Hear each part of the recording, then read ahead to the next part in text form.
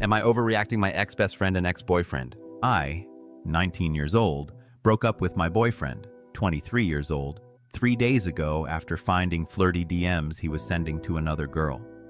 I've been trying to process everything while leaning on my best friend, 20 years old, for support. She was there when I was sobbing about the breakup, telling me I deserved better and how proud she was of me for walking away. Last night I found out through mutual friends that she has been texting my ex things like, "What are you up to?" One of our friends even showed me screenshots where she was talking about how he's single now and how she's always kind of had a thing for him. I confronted and she didn't even deny it.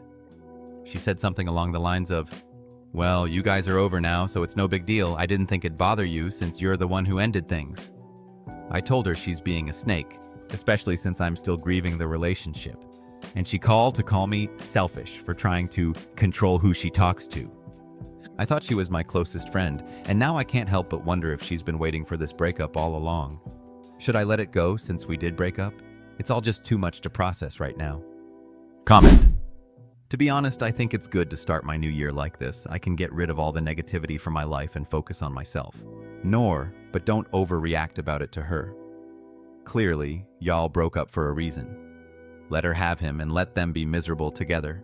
Jumping into relationships that quickly will only lead to disaster. Just move on and don't talk to either one of them again.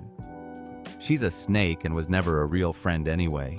And if your ex-BF entertains her, then he's just as big of a pause. Just don't let them get to you and go no contact and move on and heal for yourself and find better friends and a better man in the future. Drop this friend immediately. She will not stop there. I had a friend like this once, and she kept on sleeping with dudes me and my friends dated. You're happier without these people. Update 1. I sat in the room, the dim light from the desk lamp making the space around me feel even heavier. My mind was spinning. Everything had happened so quickly, like a whirlwind pulling me in, and now all I wanted was a little peace to clarify my thoughts. But no, it wasn't that simple. She, the friend I had trusted wholeheartedly, had hurt me in a way I could never have imagined. This morning, as I went to work, I still couldn't shake the feeling that there was a deep wound inside me. I tried not to let this affect my work, but the sense of betrayal kept swirling around in my mind. Every time I looked at my phone, I saw the messages she sent to him, words full of hidden meanings that I couldn't just ignore. I decided not to text her anymore, not to call her, but when I got home, the truth confronted me with an even harder decision. A message from her had come through, not through our usual chats, but a video call. I answered the call and she appeared on the screen, her face soaked with tears. She was crying. "I'm sorry," she sobbed. "I know I was wrong, but I can't stop thinking about him.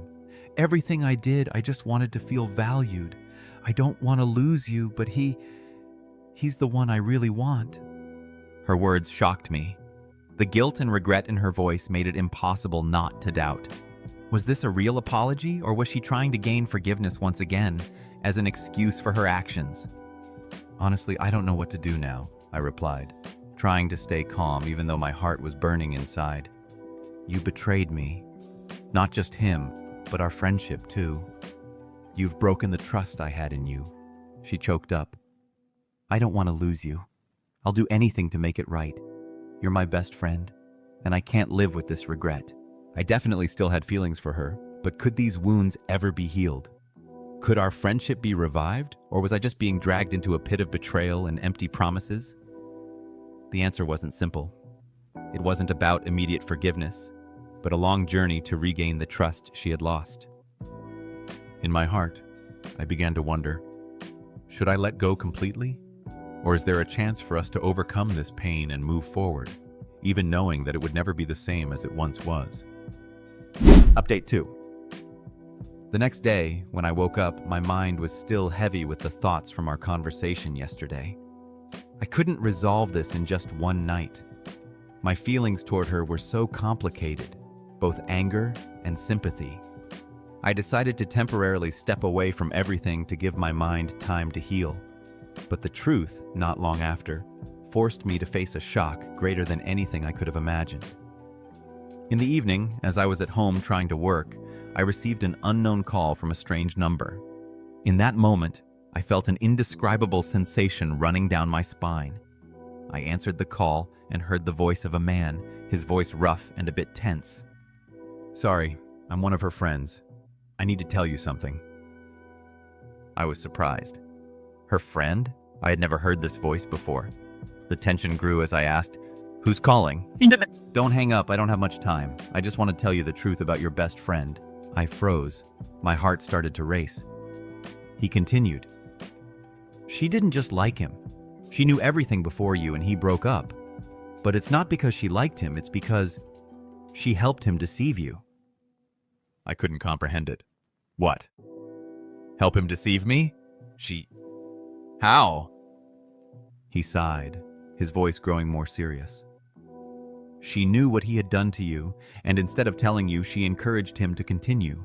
She was the first to know he would betray you, but instead of stopping him, she told him that if she had the chance, she wouldn't do the same." It felt like a slap in the face. My throat tightened. My hands started to shake. "What are you talking about?" He was silent for a moment before continuing. "She did it because she wanted a chance with him. She told me that if he didn't have anyone, she wouldn't hesitate to try again." I couldn't believe what I was hearing. These words hit me like a punch in the chest, almost suffocating me. My best friend, the one I had trusted completely, was the one who actively encouraged my betrayal. Part of me didn't want to believe this truth, but the man's voice was too clear, too certain. Before I could calm myself down, I received a message from her. "I'm sorry, I can't stay silent anymore. I've done something wrong and I can't take it back, but please don't hate me."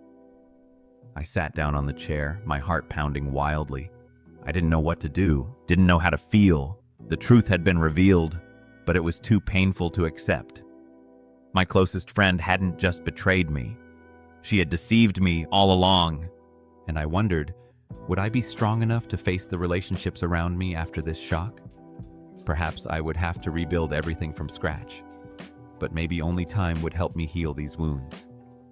Update 3.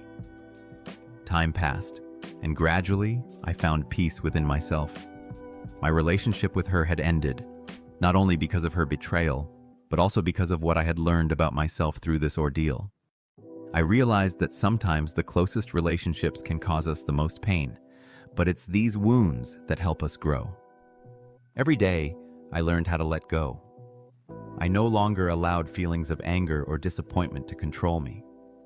I found joy in the little things, like an afternoon walk in the park or a quiet evening talking with my family.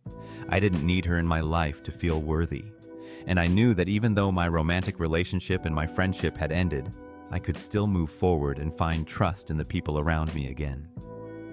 Finally, I decided to text her once more, but this time, it was to say goodbye. "I'm sorry for what happened, but we can't go back. I hope you find your own path." She didn't reply immediately, but a few days later I received a short message from her. "Thank you for the good memories. I wish you happiness." That was all I needed to hear. Our relationship couldn't be revived, but perhaps in a world full of deceit and pain, this ending was a form of freedom. I wouldn't let the past control my future. For me, life would go on. And even though there were painful shocks along the way, I understood that I was stronger than I ever thought. The wounds would heal, and in the process, I would find my own path, a path free from betrayal, free from pain. Only freedom remained to take control of my life. Update 4. Sometime later, everything gradually returned to a normal pace. I no longer felt the sharp pain in my heart whenever I thought about her or the memories of the broken relationship. Although the wound had healed, the lessons I had learned from this breakup remained intact. I understood myself better, the value of honesty and the importance of trust in every relationship. Work became more enjoyable, and I started embracing new opportunities that I might have once overlooked. I met new friends, not because I wanted to replace what was lost, but because I understood that each relationship had its own unique value. While I couldn't erase the past, I had learned not to let it hold me back from moving forward. One afternoon, I happened to run into her. She was standing in a cafe, her gaze uncertain, as if waiting for a reaction from me. At first, I didn't know what to say, but then I realized there was no need to say anything. We had gone through so much to get here, and now everything was just the past. She looked at me, her eyes no longer full of hesitation. "I've learned a lot from everything that happened," she said, "and I hope you found peace within yourself." I smiled, a gentle smile, not to forgive or to fill the void, but to show that I was no longer affected by the old stories. "Thank you," I replied. "We had some beautiful memories, and now it's time to move on." She nodded, saying nothing more. We stood there in silence, like old friends who had once been very close, but were now growing apart. After a moment, I turned and continued walking down my path. Life may not always be easy, but I knew I was ready to face whatever challenges lay ahead, not with fear, but with maturity and belief in myself. And no matter how things changed, I knew I had learned how to let go in order to preserve my freedom and inner peace.